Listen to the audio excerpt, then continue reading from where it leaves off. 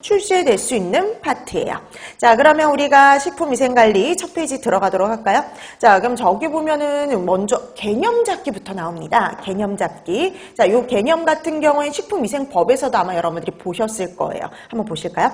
자, 식품위생 그러면 이제 이게 우리나라 식품위생법에 어떻게 정의가 되어 있느냐면요. 식품위생이란 식품 첨가물, 기구, 용기가 하나 빠졌어요. 용기 하나 써주세요.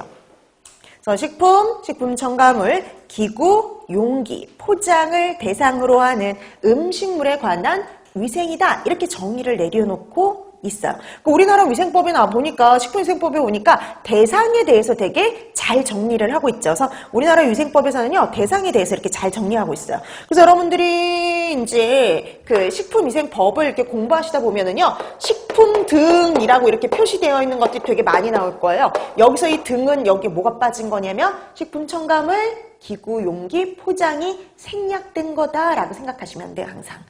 자, 그래서 식품 위생의 대상이 되는 건요, 식품뿐만 아니라 식품에 들어가는 첨가물, 기구, 용기, 포장까지가 다 대상이다. 이렇게 확인해 주시면 되는 거죠.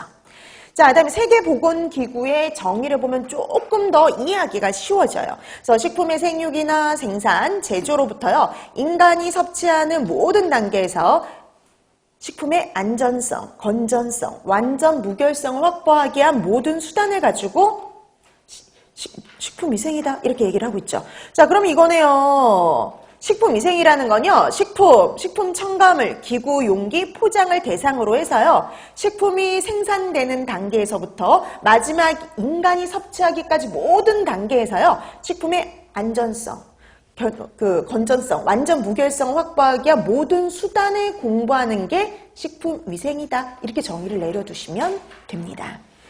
자, 그럼 이런 식품위생 목적은 뭐로 하고 있느냐? 이 목적도 어디에 나와 있는 거냐면요. 식품위생법에 나와 있어요. 여러분, 식품위생법에 오시면은 식품위생의 목적을 뭐로 두고 있냐면요. 우리가 위생상 위해가 될 만한 요지를 방지해서요. 위생상 위해가 될 만한 요인들이 많겠죠. 식중독균들도 그렇고요. 기생충도 그렇고요. 감염병도 그럴 텐데 이런 위생상 위해를 방지하고요. 식품의 영양의 질적 향상을 도모하고. 그러니까 이게 식품 영양을 향상시키는 게 아니라 질적 향상이죠. 그래서 이거 같은 경우 어떤 의미라고 생각하시면 되냐면 우리가 아무리 균형 잡힌 식사를 해도 균에 오염되어 있는 식사를 하게 되면 어떻게 돼요? 식중독이 발생을 할 수가 있죠. 그래서 그런 균 같은 걸 다 위해 요소를 방지해서 식품 영양의 질을 높이기 위한 겁니다. 자, 그래서 식품 영양의 질적 향상을 도모함으로써 국민 보건이요. 나가서 하는 마지막은요. 보건입니다. 보건 향상과 증진에 이바지하겠다. 이게 바로 식품위생의 목적이다라고 보시면 돼요.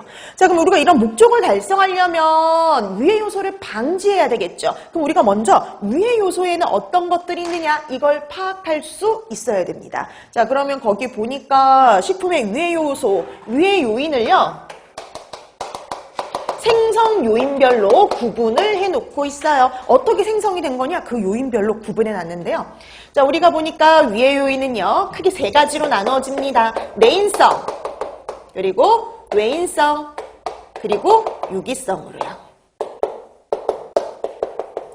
이것도 이제 어쩌다 한 번씩 나오는 문제인데요.